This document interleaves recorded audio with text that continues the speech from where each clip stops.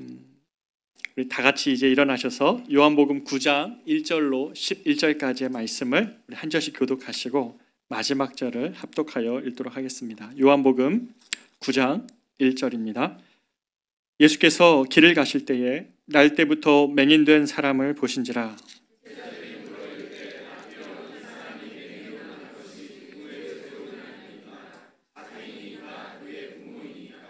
예수께서 대답하시되 이 사람이나 그 부모의 죄로 인한 것이 아니라 그에게서 하나님이 하시는 일을 나타내고자 하심이라.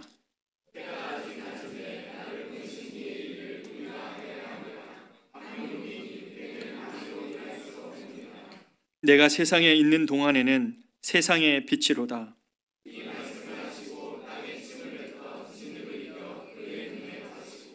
이르시되 실로암 못에 가서 씻으라 하시니 실로암은 번역하면 보냄을 받았다는 뜻이라. 이에 가서 씻고 밝은 눈으로 왔더라.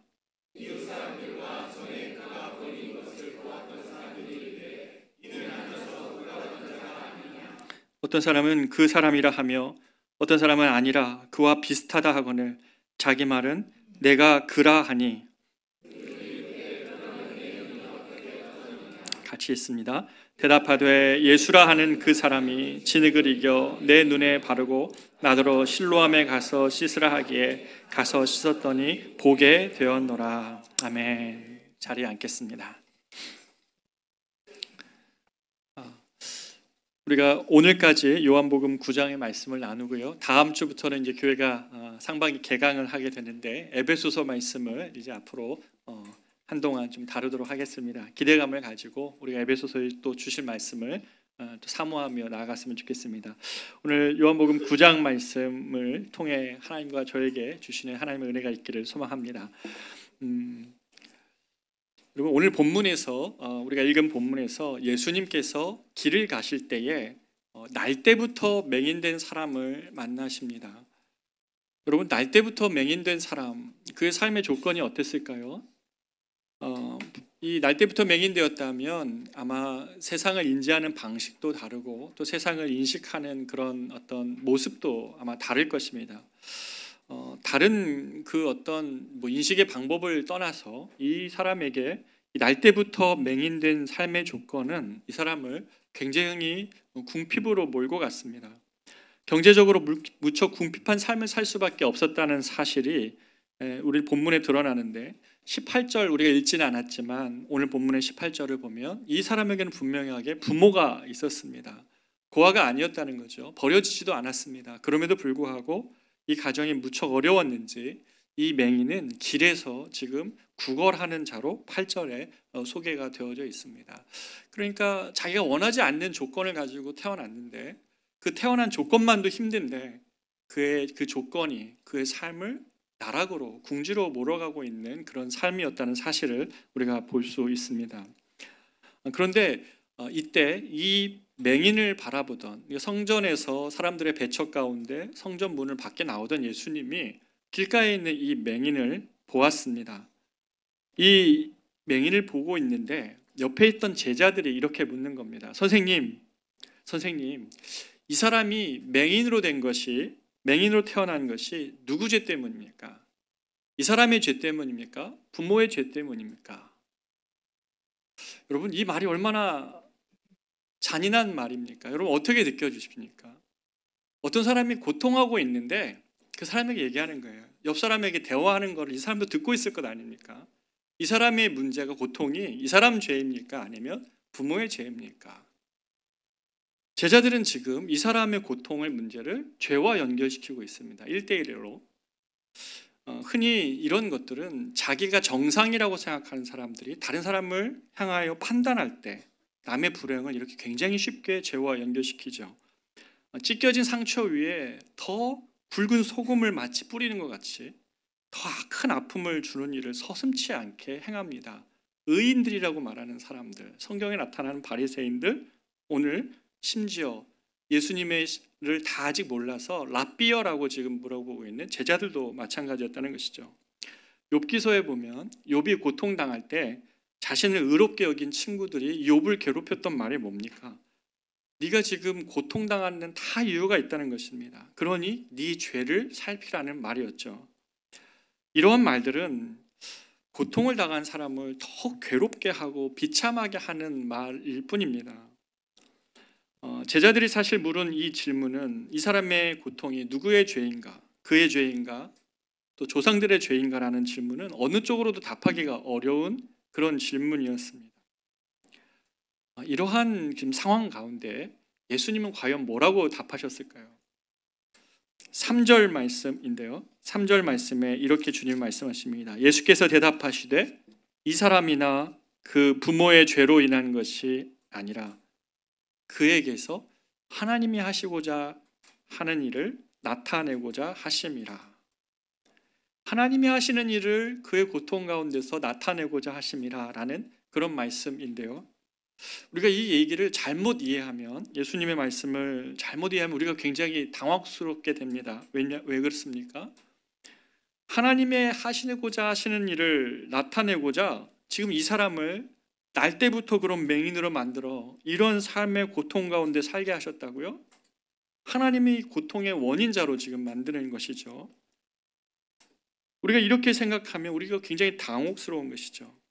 그래서 성경에도 보면 이런 고통의 원인을 찾고자 비탄시가 참 많이 나오는데 시편에 보면 두 가지 단어가 두드러져요. 뭐냐면 어찌하여라는 단어입니다. 어찌하여 나에게 이러한 문제와 이런 고통이 있는가? 내가 원했던 것도 아니고 태어나면서 받게 된, 그리고 내가 벗어날 수 없는 이 굴레와 같은 이 문제, 어찌하여 나에게 이런 고통이 있습니까? 라는 문제와 두 번째는 언제까지? 주님, 언제까지 이 고통을 내가 계속 겪어야 됩니까? 라는 이 why와 물음과 그리고 when, 언제까지입니까? 이 두 가지 질문은 비탄시에 계속 나옵니다.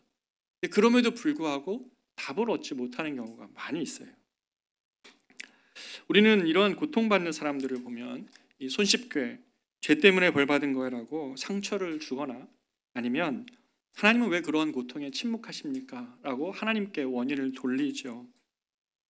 자, 그런데 오늘 본문이 매우 중요한 것은, 여러분이 요한복음 9장 3절의 말씀을 정말 평생에 여러분과 제가 기억해야 되는 것은, 오늘 본문에서 예수님이 이 이유에 대한 답을 주시지 않는다는 것이에요. 예수님의 답은 뭐였냐면 고통의 원인에 대한 답을 주시는 것이 아니라 대신 이런 존재들이 있을 때에 하나님은 그러한 사람들을 어떤 눈으로 그들을 바라보고 계시고 또 어떤 마음으로 그들을 대하시고 계시고 또 그리고 하나님은 이런 고통당하는 자를 위해서 우리는 무엇을 하기를 원하시는가, 우리와 함께 무엇을 하기를 원하시는가를 대신 답해주고 계시기 때문에 그렇습니다.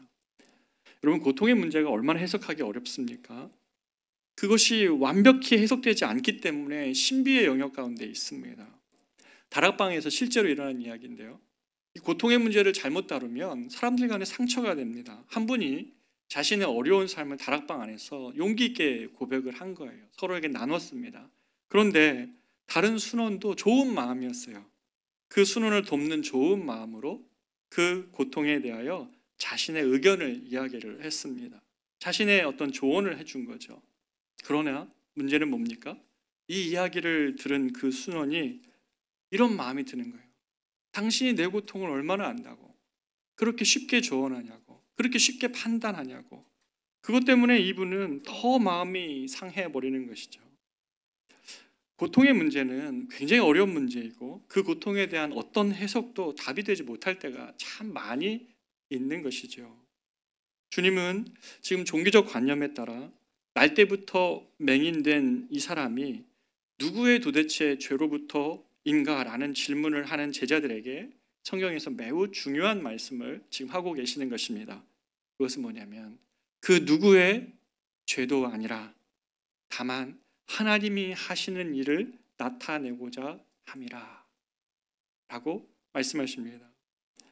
주님은 여기서 말씀하시는 것은 해석이 아니라, 고통을 해석하려고 하는 것이 아니라, 모르는 것은 모르는 영역에 두고 바꿀 수 없는 조건들은 바꿀 수 없는 영역에 두고 그 가련하고 고통당하는 영혼에게 나는 하나님이 하시는 일을 하고자 한다. 하나님이 하시는 일을 나타내고자 한다. 그의 고통 가운데 하나님의 일을 행하기를 원한다라고 지금 말씀하시는 것이죠. 여러분, 하나님이 역사 속에서 들어오셔서 주님이 우리 가운데 행하시는 일이 무엇입니까? 주님이 이 고통받는 세상, 죄로 인하여 신음하는 세상에서 주님이 계속해서 하시는 일이 무엇입니까? 그것은 생명을 살리시는 일입니다. 주님은 요한복음 줄곧 내내 나는 생명의 떡이라고 말씀하셨고 나는 생수라고 말씀하십니다. 다시 말해 생명을 창조하신 하나님은 생명을 유지시키실 뿐만 아니라 생명을 보존하시고 살려내시는 분이시죠. 이게 하나님의 일입니다. 자신의 몸을 찢으시고 피를 흘리시면서 그것을 먹고 마시게 하심으로 모든 죽어가는 것을 살려내시는 것이 하나님의 일이신 것이죠. 기적을 베푸셨고 고쳐주셨고 영혼의 그 감옥 같은 상황에서 자유케 하시는 일이 하나님의 일인 것이죠. 이것이 하나님이 모든 생명의 주관자이시기 때문에 주님은 이 일을 하시는데 자신의 모든 사역과 모든 관심이 거기에 계시는 것입니다. 예수님의 이 말씀, 너의 고통 가운데 하나님의 하실 일을 드러내고자 함이라고 말하는 이 말씀은 이 맹인의 입장에서는 자신의 인생의 고통의 문제에 대해서 전혀 다른 해석을 말해주는 처음 이야기였습니다. 이 말을 듣는 제자들도 생각해보지 못한 말이었다는 것이죠. 나의 절망 가운데 하나님이 하시는 일을 나타내시겠다고? 사실 이것 쉽게 믿어지지 않죠. 내 고통이 얼마나 어려운 것인데 이것을 공감해 주는 것만도 대단한 것 같은데 심지어 거기에 하나님이 하시는 일을 나타내고자 함이라고요? 이거 굉장히 받기 어려웠을 것입니다. 이 말은 그러나 평생 남이 씌워준 굴레, 누구의 죄인가? 네 죄이냐 너의 부모의 죄이냐? 이 말만 듣고 살았던 이 사람에게 이렇게 운명적으로 장애를 가지고 태어났어야 되는가라는 질문 속에 헤어나오지 못했던 이 맹인에게는 엄청난 위로가 됐을 것입니다. 누구의 죄도 문제 아니라 주님이 그렇게 말씀하시는 거죠. 제자들에게 말했지만 실은 이 사람에게 말하는 것이나 다름이 없었습니다. 너가 그렇게 생각하면 안 된다. 네 죄다 너의 부모의 죄가 아니라 너의 그 고통 가운데 하나님이 하실 일을 드러내고자 함이라라고 말씀하시는 이 일이 지금 주님인 이 맹인에게도 하는 말씀이었다는 것이죠. 왜 그렇습니까? 왜 이 주님의 말씀이 이 맹인에게 너무 큰 위로가 됐을까요? 태어나면서부터 자신에게 주어진 조건, 굴레를 헤어나올 수 없는 우리 삶의 조건들, 앞을 볼 수 없다는 사실이 만들어낸 인생의 굴레에 대해서 주님은 전혀 다른 관점을 이 맹인에게 심어주셨기 때문에 그렇습니다. 사랑하는 여러분, 우리가 예수님을 믿는다는 건 이런 것 아닐까요? 예수님을 믿는다는 것은 우리 삶에 헤어나올 수 없는 조건들, 상황들, 그리고 문제들 앞에 우리가 닥쳐있고 과거의 실패가 앞으로도 계속될 것 같은 우리들 안에 있는 불안함, 세상에 살아가고 있는 우리들 안에 주님은 전혀 다른 관점으로 우리의 삶을 바라보는 눈을 주시는 것입니다. 그것이 주님이 우리에게 하시는 첫 번째 일인 것입니다. 지금 이 맹인에게 날 때부터 나는 이 맹인의 삶을 살아갈 수밖에 없어서 구걸하며 살아가는 이 사람을 치유하시는 첫 번째의 주님의 일하심은 그의 생각, 그 삶을 바라보는 생각을 바꾸시는 일입니다. 사랑하는 여러분, 주님이 이 일을 하신다는 것 아십니까? 그리고 주님이 저와 여러분에게 바로 이 일을 하시는 분이시라는 것을 여러분 믿습니까?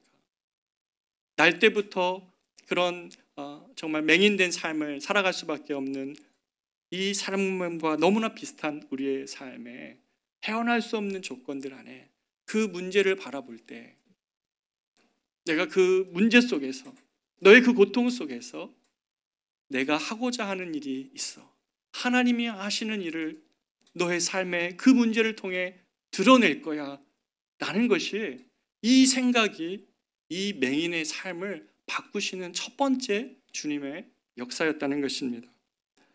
제자들마저 자신을 앞에 두고도 이 사람이 누구의 죄 때문인가라고 논하고 있는 바로 그럴 때 말 한마디 못했던 것이 이 사람입니다. 철저하게 마음이 무너져 있죠. 그러나 주님이 지금 말씀하고 계십니다. 너의 고통은 별이 되어서 하나님의 일하심을 드러내는 삶이 될 거야 라고 주님이 지금 말씀하고 계시는 거죠. 혹시 우리 중에도 이 맹인과 같은 마음으로 오늘 예배에 나오신 분이 있을 수 있습니다. 날 때부터 내게 주어진 조건이 너무 고통스럽고 힘든 분이 있을 수 있습니다.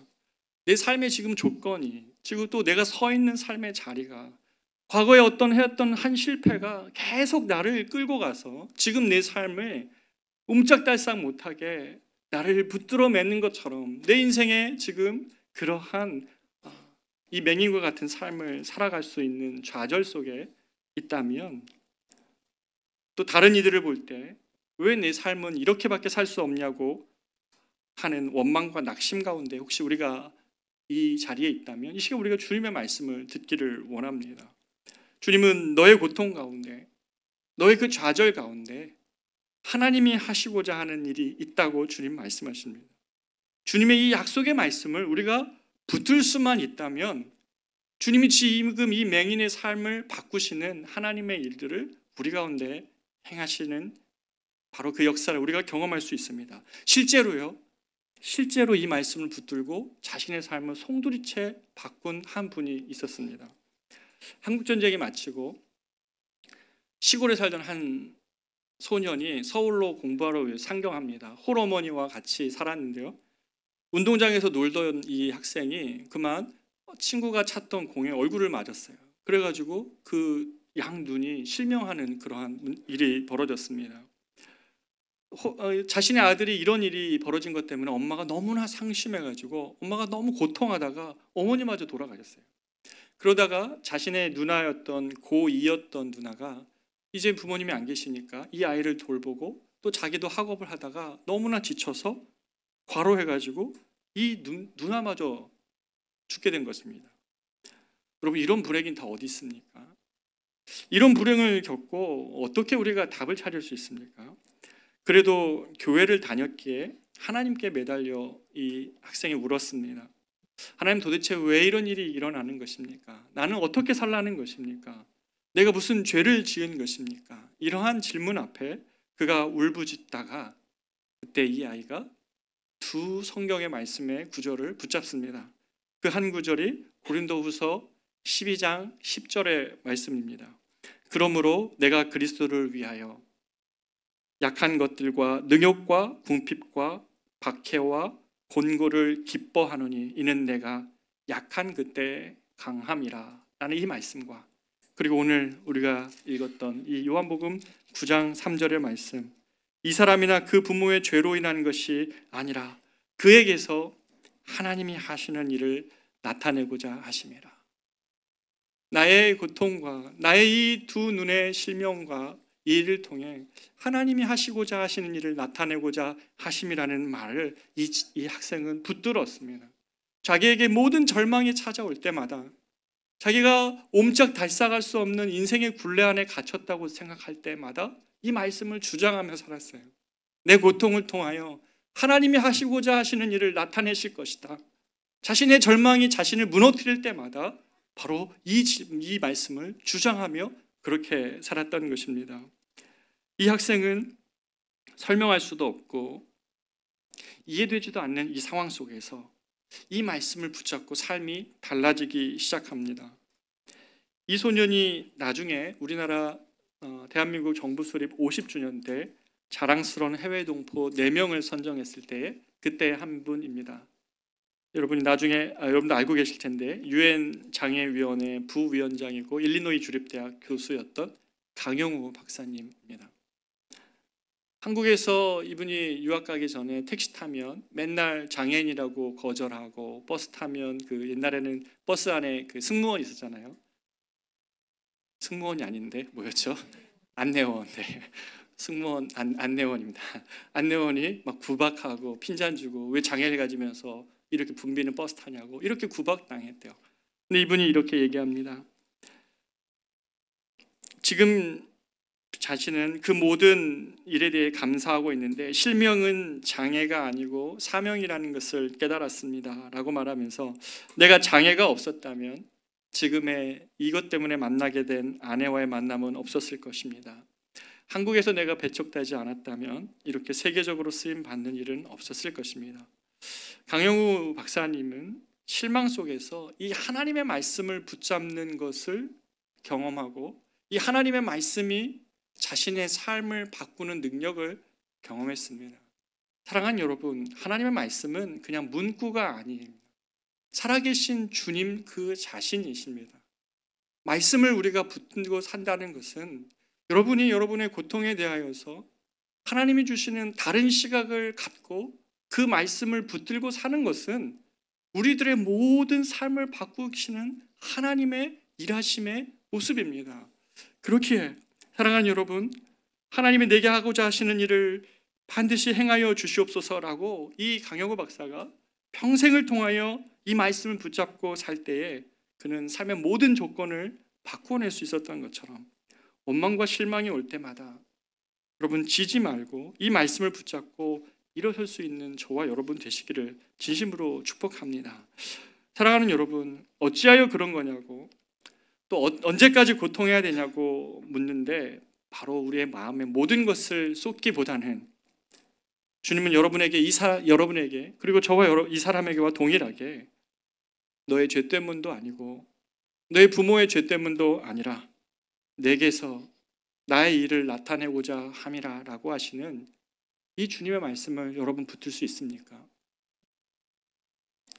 특별히 우리 교회 가운데에 고통당하고 있는 우리 지체들이 있습니다. 육체의 질병이나 여러 가지 문제와 가정 간의 관계의 문제 때문에 고통하는 우리 지체들이 있습니다. 여러분 정말 믿을 수 있습니까? 내 삶의 이 헤어나올 수 없는 조건들을 이것을 바꾸어 내실 때에 주님이 이 일을 통하여서 이 일 가운데에 내가 하고자 하시는 하나님의 일을 드러내실 것이라는 이 약속의 말씀을 여러분 마음 가운데 붙을 수 있습니까? 주님은 이런 고통당하는 자를 볼 때에 주님이 우리에게 하시는 또 하나의 말씀 뭐냐면 네 고통이 죄 때문이라고 함부로 말하지 말고 이런 고통당하는 자 옆에서 4절과 같이 하라고 말씀하시는데 4절 말씀이 뭡니까? 때가 아직 낮음에 나를 보내신 이의 일을 어떻게 해요? 우리가 하여야 하리라.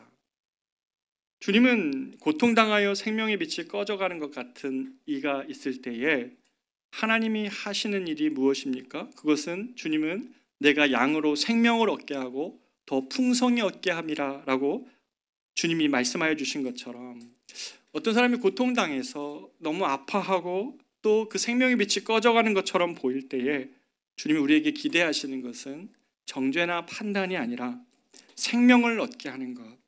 그 사람 곁에서 우리가 이 사람이 삶이 얼마나 소중한지 우리의 사랑과 우리의 섬김을 통하여 그 사람이 얼마나 존귀한 존재인지를 드러내게 하시기 위하여 그 사람을 우리에게 보여주신 것이죠. 주님이 얘기하십니다. 때가 낮음에 나를 보내신 이의 일, 그 생명에 살리는 그 일을 하나님의 일을 우리가 하여야 하리라 라고 주님은 말씀해 주십니다. 성도 한 분께서 제게 책을 한 권 선물해 주신 적이 있습니다. 오늘 이 말씀을 준비하면서 그 책을 꺼내 읽었는데요. 울고 있는 사람과 함께 울 수 있어서 행복합니다 라는 유정옥 사모님의 글 모음집입니다. 그 글 모음집의 첫 번째의 그 아티클이 뭐였냐면 첫 번째 글의 제목이 아들 셋, 딸 하나라는 제목의 이야기였습니다. 1989년에 봄날에 이분이 섬기시는 교회에 웬 남루한 옷을 입고 있던 한 남자분이 아들 하나 딸 하나를 손에 잡고 이렇게 이분이 섬기시는 교회에 예배를 드리러 온 것입니다. 물어보니까 지나가는 길이었는데 예배 시간이 되어서 이 예배에 참여하게 되었다고 이렇게 말했습니다. 그런데 이렇게 보니까 아이들에 비해 아빠의 나이가 굉장히 좀 많아 보이고 언뜻 봐도 병색이 완연한 것이 보입니다. 어디서 왔고 또 무슨 사정이냐고 물어봐도 좀처럼 말하지 않았는데 한 가지 특별한 것은 이 아버지가 이 아이들을 바라보는 눈빛을 볼 때 얼마나 그렇게 사랑스러운 눈빛으로 보는지 그것이 너무나 인상적이었다고 말을 합니다. 그런데 그해 여름이 되었는데 울면서 다급한 목소리의 한 소년의 전화를 받습니다. 내용이 뭐였냐면, 사모님, 우리 아빠가 숨을 안 쉬어요. 어떻게 하면 좋습니까? 라고 그분의 아들이 굉장히 떨리는 목소리로 전화를 사모님한테 해온 것입니다. 그래서 사모님이 얼른 밖에 나가서 지나가는 아무 어른이라도 붙잡고 도와달라고 말하라고. 너희 주소가 어디니? 라고 물어봤는데 글쎄 성남인 거예요. 근데 이분의 교회는 종로 5가였습니다. 그러니까 종로 5가의 성남까지 지금 아무리 달려가도 이 위급한 상황을 해결할 방법이 없었던 것이죠. 그래서 그해 여름 아버지는 그렇게 떠납니다. 초등학교 6학년 아이와 2학년 딸 아이를 남겨놓고 말입니다. 빈소에는 아무도 찾아오지 않았습니다. 먼 친척이 하나 있다고 들었는데 이 아이들을 어떻게 책임져야 될까 봐 빈소에 아무도 안 왔다는 것입니다. 사모님이 그 빈소를 홀로 지키시면서 이런 생각이 들어왔다는 것입니다. 그 아버지는 도대체 깊이 병든 몸으로 왜 성남에서 종로 5가에 있는 우리 교회까지 그 먼 곳으로 와서 예배를 드렸을까? 갑자기 이런 질문이 들어오면서 도대체 이 아버지는 와서 무엇을 기도했을까? 아마도 저 아이들을 하나님께 부탁하지 않았을까? 그리고 병든 아버지의 기도의 부탁을 듣고 하나님은 부지런히 찾으셨으리라. 그 아이들을 잘 길러줄 새로운 부모를. 이 사모님의 갑자기 이런 질문 안에 깨달음이 오는 겁니다. 그 후보 중에 내가 뽑힌 것은 아닐까? 나는 가슴이 뛰기 시작했다. 우리 부부를 그렇게 착하게 여기셨다니. 우리 부부를 그렇게 믿으셨다니. 나는 남편에게 그 이야기를 했고 남편도 나의 등을 두드려주며 자랑스러워했다. 그렇게 그 아이들은 가슴으로 낳은 아이가 되어 남자 셋, 여자 하나가 되었다. 이 책을 읽으면서 이 고난당한 자를 향한 그 마음이 무엇인지, 그에게 생명을 이어주기 위한 생명의 빛을 비춰내기 위하여서 이 사모님이 하신 일이 너무나 마음에 들어왔습니다. 저와 여러분에게 우리가 이렇게 모든 어떤 상황 속에서 입양을 해야 되거나 이런 일을 우리가 못할 수도 있습니다. 그렇죠? 여러 상황과 조건이 필요합니다. 그러나 주님이 이 맹인의 곁에 서서 이 맹인을 살려내시기 위한 주님의 그 일을 우리가 하여야 되리라. 때가 낮임에 낮 동안에 그 일을 할 수 있으니 그 일을 우리가 하여야 하리라. 주님은 이렇게 말씀하시는 것이죠. 그렇기 때문에 주님은 웃는 자들과 함께 기뻐하는 것뿐만 아니라 우는 자들과 함께 울라고 말씀하셨습니다. 정죄하거나 판단하거나 다른 그 무엇이 아니라 우는 자들과 함께 울 수 있는 용기가 있느냐, 그런 마음이 있느냐 우리에게 말씀하시죠. 주님께서는 6절 이하에서 이 맹인을 드디어 치료하기 시작하십니다. 침으로 진흙을 이기시고 눈에 바르셔서 그렇게 일단은 그 맹인에게 치료하시는데, 어떤 사람은 이걸 해석할 때에 침에 무슨 효능이 있는 것 아닌가 이렇게 평가도 하는데 그런 해석은 사실 우리가 다 지지하기가 어려운 것 같습니다. 다만 그것은 이해할 수 있는 것 같아요. 침으로 진흙을 이겨 그 죽음의 자리에서 생명을 일으키시려는 이 장면은 마치 창세기에서 주님이 흙으로 사람을 빚으시고 생명을 불어넣으시는 것과 매우 비슷하다. 이 말씀이 굉장히 설득력이 있는 것 같습니다. 그리고 주님이 이 맹인에게 한 말씀을 더 하시는데 그게 뭐였냐면 실로암 못에 가서 씻으라 하는 것입니다. 주님이 관점을 바꿔주시고 자신의 고통의 문제에 대해서 관점을 바꿔주신 다음에 지금 그것 때문에 조금의 눈이 띄워진 그에게 주님의 말씀에 대한 신뢰할 수 있는 마음을 주셨어요. 저는 이게 선물 같습니다. 하나님이 우리의 삶에 생각을 바꾸시고 관점을 바꾼 다음에는 하나님의 말씀에 순종해 볼 수 있는 용기를 주는 겁니다. 실로암 못에 가서 씻으라는 주님의 말씀에 순종할 때에 이에 눈이 깨끗이 낫게 되고 보게 됩니다.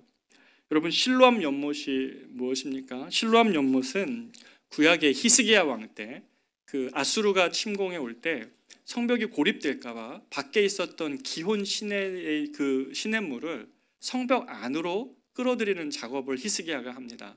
그래서 수로를 내 가지고 이 예루살렘 성벽보다 위에 있었던 그 기온샘의 물을 성벽 안으로 끌어들여서 성벽 안에 그 물을 식수를 공급했던 것이 바로 실로암입니다. 그래서 실로암은 보내졌다라는 뜻이 있어요. 기온 시내에서 이 실로암으로 보내졌다는 뜻이 있습니다. 그래서 오늘 본문의 말씀에 그렇게 기록하고 있지 않습니까? 7절 보면 이르시되 실로암 못에 가서 씻으라 하시니, 실로암은 번역하면 보냄을 받았다라는 뜻이라는 거예요. 굳이 이렇게 지금 성경이 말하고 있는 이유가 뭘까요, 여러분? 여러분, 요한복음 내내 보냄 받음은 누구의 것이었습니까? 예수 그리스도의 것이었어요. 보냄 받은 자, 하나님의 뜻에 의하여 보냄 받은 자는 예수님입니다. 실로암 가서 너의 상처와 아픔과 과거를 씻어내라고 말씀하시는 그것은 바로 주님이 우리를 향하신 초대라는 것입니다.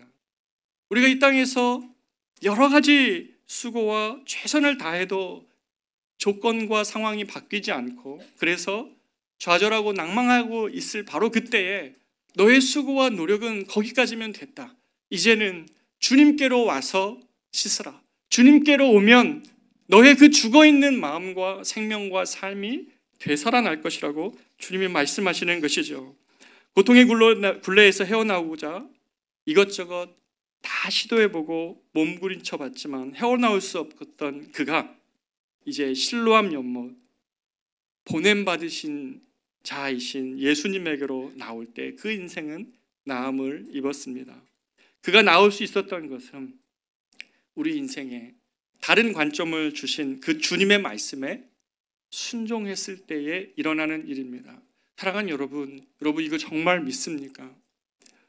우리가 주님의 말씀에 따라 살 때에 그 말씀이 살아계신 하나님의 말씀 그 자체이기에 우리를 살려내고 우리의 모든 죽어가는 것을 주님이 다시 회복시키시고 일으켜 주실 것이라는 것을 여러분 믿습니까?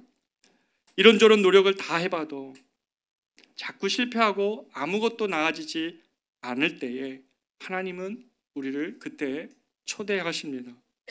나에게로 나아오라. 실로암 못으로 나아오라고 하십니다.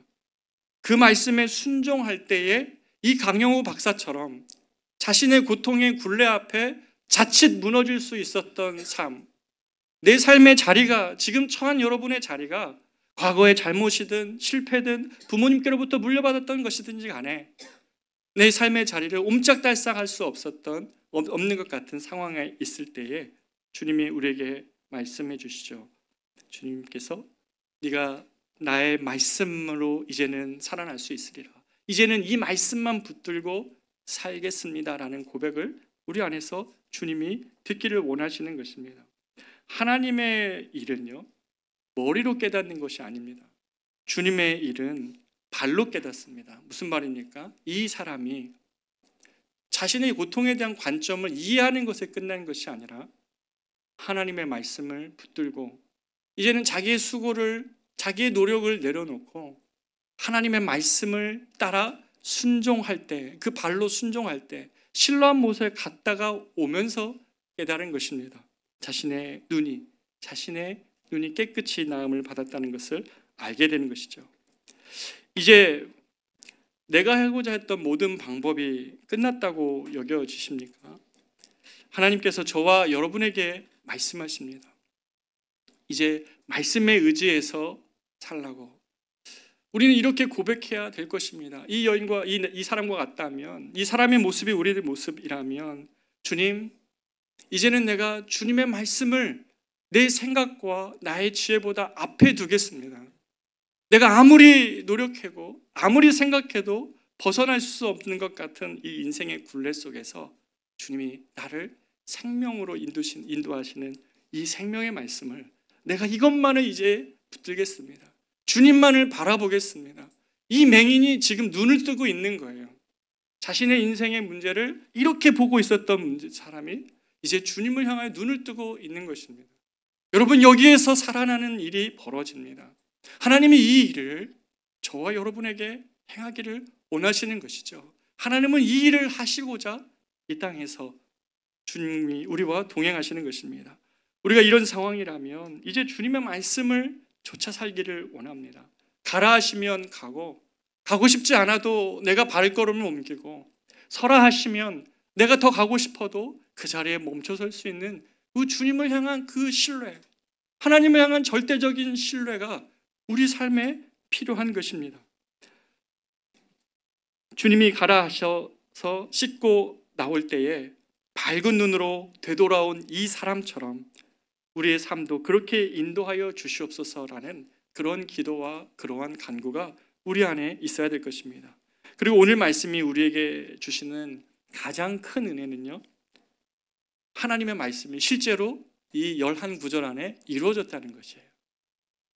주님이 그냥 관점만 바꿔준 것이 아니라 처음에는 사람들이 수군거리고 그는 누구의 죄 때문에 저런 삶을 살아가는 거야, 어떻게 저 사람이 이렇게 저주받았어, 그 사람의 그런 인생의 고통을 사람들의 그냥 한낱 가십거리에 불과한 그런 삶에서 주님이 너의 고통 가운데 내가 너의 그 고통을 통해 나 자신을 드러낼 거야, 하나님이 하실 일이 있어 라는 그 생각으로 자신의 고통의 문제를 바꾸어내고 관점이 바뀌고 그렇게 주님의 말씀에 순종했을 때 어떻게 돼요? 바로 이 사람이 하나님이 하시는 놀라운 일의 증인이 됩니다. 8절 9절을 보십시오. 이웃 사람들과 전에 그가 거리는 것을 보았던 사람들이 이르되 이는 앉아서 구걸하던 자가 아니냐. 어떤 사람은 그 사람이라 하며 어떤 사람은 아니라 그와 비슷하다 하거늘 자기 말은 뭐예요? 내가 그러하니. 내가 그러하니. 내가 하나님의 역사의 증거라고 지금 말하고 있는 것이죠. 사람들은 이의 변화의 모습에 그 사람 맞나? 우리가 수군거렸던 그 사람 맞나? 우리가 누구의 죄 때문에 저 고통하고 있다고 말했던 바로 그 사람 맞나? 막 그렇게 하고 있을 때에 이 사람이 말하는 건 뭡니까?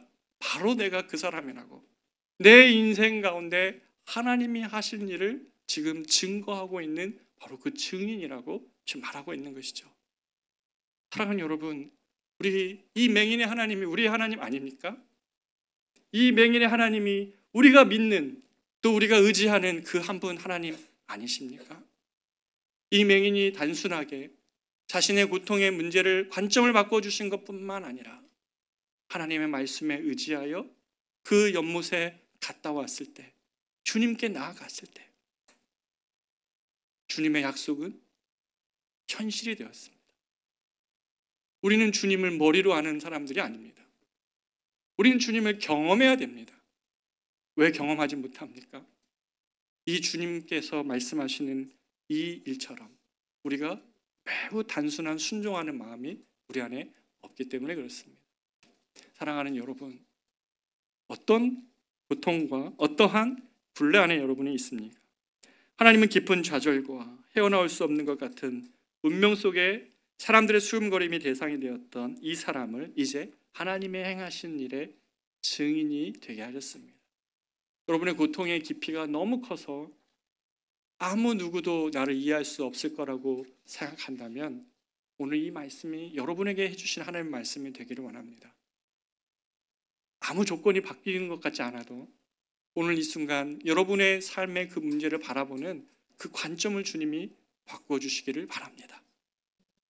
그리고 여러분에게 들리는 하나님의 말씀 따라 내게로 오라고 하시는 실로암 못으로 가서 씻으라고 하시는 주님의 말씀처럼 주님께 나아갔을 때 여러분의 삶을 바꿔내셔서 주변에서 여러분을 향하여서 예수 믿는데도 왜 그 모양이냐고, 예수 믿는데도 왜 너는 그 고통 안에서 헤어나오지 못하느냐고 그럴 때마다 여러분 이 말씀 붙들고 기도하십시오. 하나님이 하신 일을 나타내실 거야.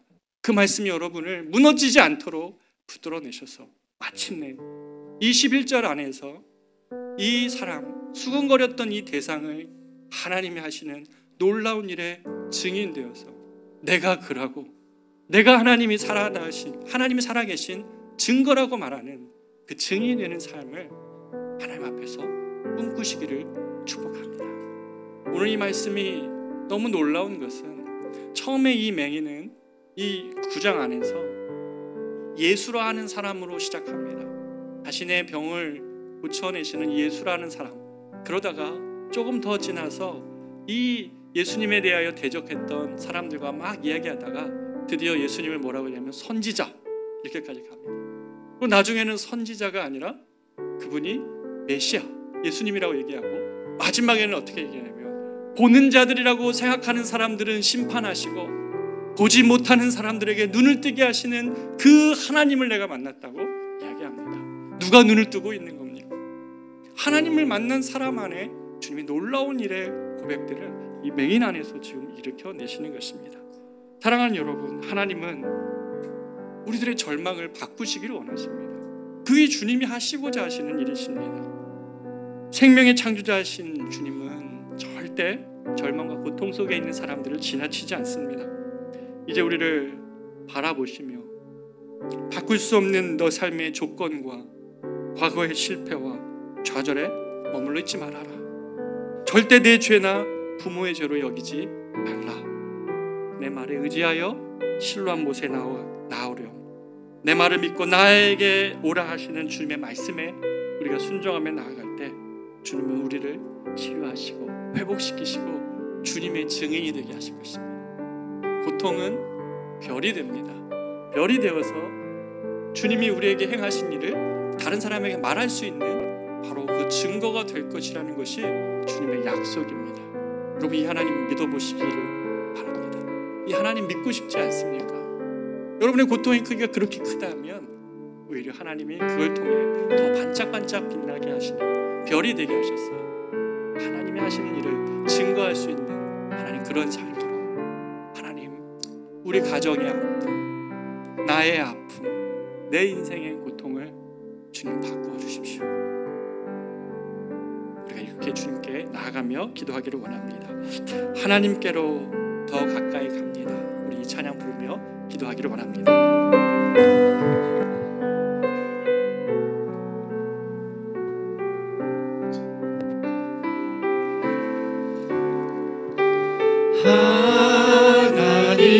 하나님께로 더 가까이 갑니다. 고통 가운데 계신 주님, 변함없는 주님의 그 신사랑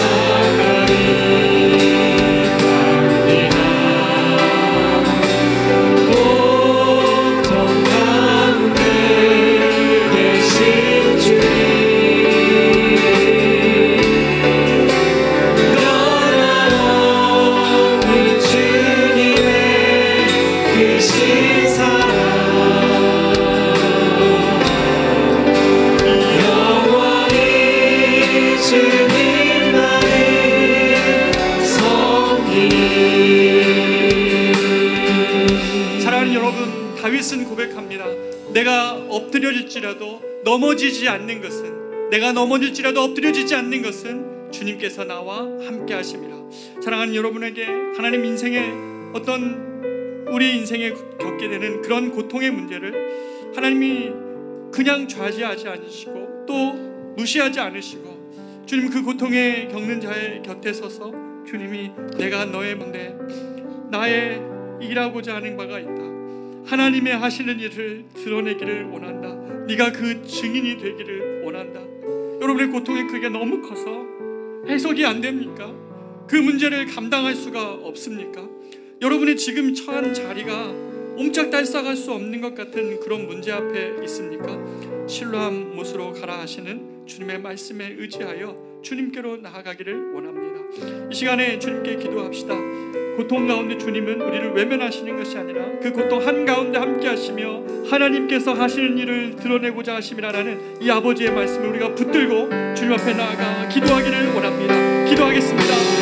존귀하신 아버지 하나님, 사랑하는 우리 주님과 하나님이 성령의 말씀을 듣습니다. 하나님 아파했던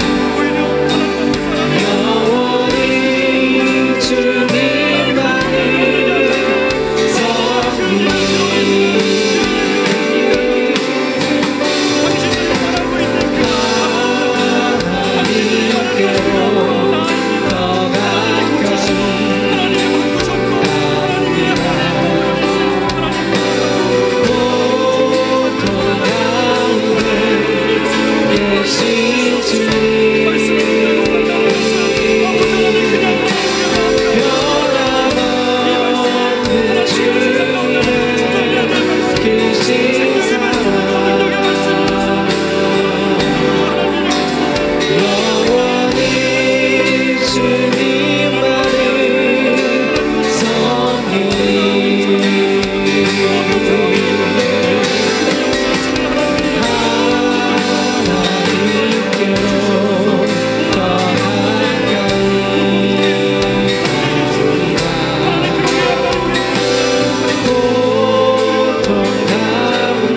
계신 주님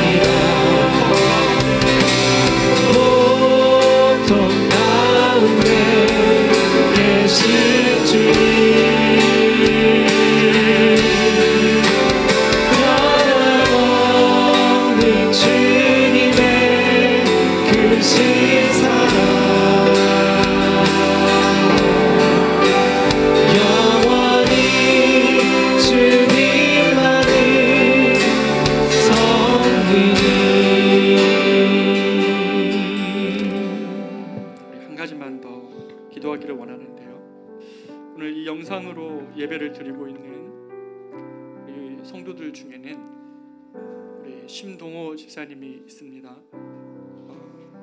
한 가정의 가장이었는데 손에 축소증이 갑자기 생겨서 그 무력증으로 이제는 회사도 삶도 너무나 고통스러워서 이 예배를 드리고 영상을 예배를 드릴 때마다 저들이 찬양하고 하나님의 은혜를 노래할 때마다 나는 거기에서 벗어나 있는 사람 같아서 너무 아파하는 우리 심동호 집사님이 계십니다. 아마 이 예배를 드리고 계실 텐데요. 우리 심동호 집사님 가정을 위하여 시간 한번 기도할 때에 하나님 집사님의 삶을 통하여서 그 고통 속에서 하나님이 하시고자 하시는 일이 무엇인지 우리는 알 수 없으나 주님이 말씀 그대로 이 가정에 임하시고 하나님의 하나님 되심을 드러내어주고 그 신동호 집사님 가정 가운데 주님이 하실 일들을 하나님 드러내어 주셔서 하나님의 살아계심의 증거가 되는 가정 될 수 있게 해달라고, 그 소망을 이 가정 가운데 불어넣어 달라고 우리가 이 시간에 같이 한번 이 가정을 위하여서만 특별히 기도하도록 하겠습니다. 기도합니다. 존귀하신 아버지 하나님, 우리 신동호 집사님을 가정 가운데 오늘 이 말씀이 그대로 임하기를 원합니다. 예수께로 어찌하여 나갑니다. 자유와 기쁨 베푸시고 주께로 갑니다.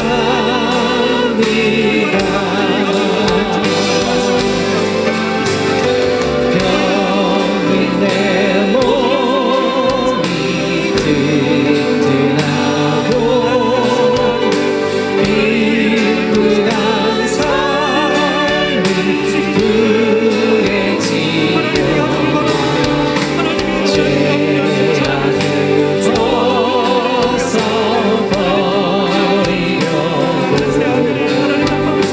주께로 갑니다.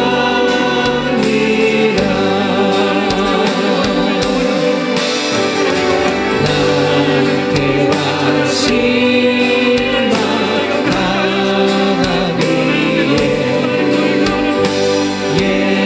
예수께로 나갑니다.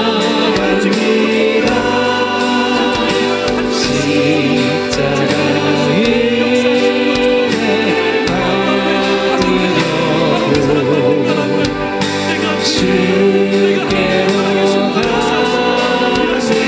갑니다.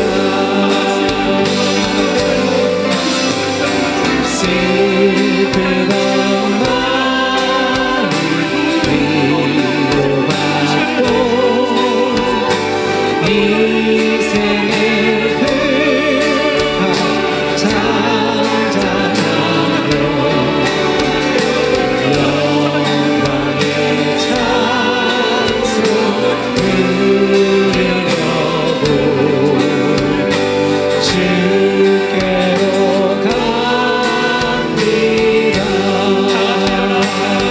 고통의 멍에 고통의 멍에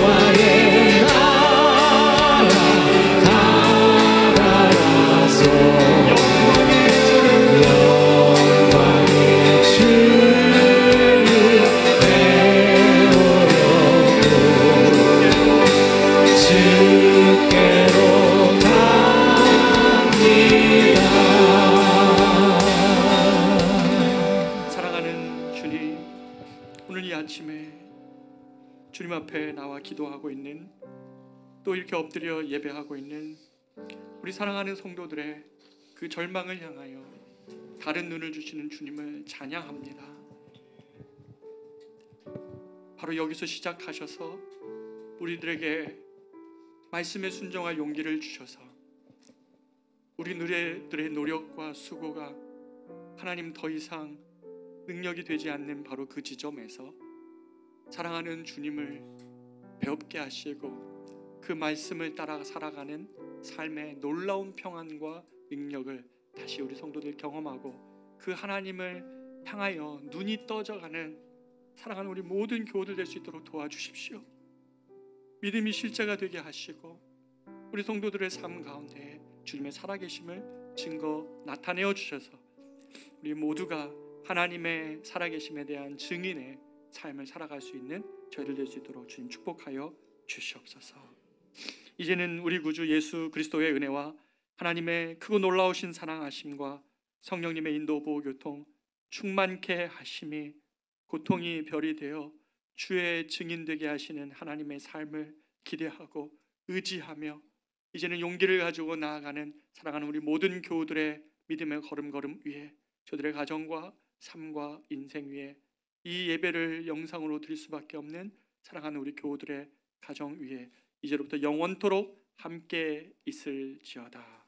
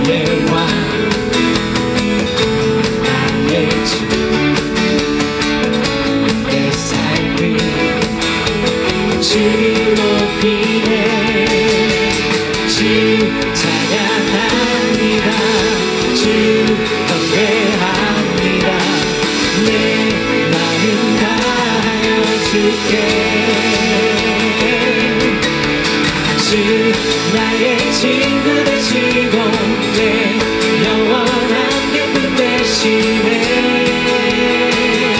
찬양해. 주 나의 소망 되시고 내 영원한 빛이 되시네.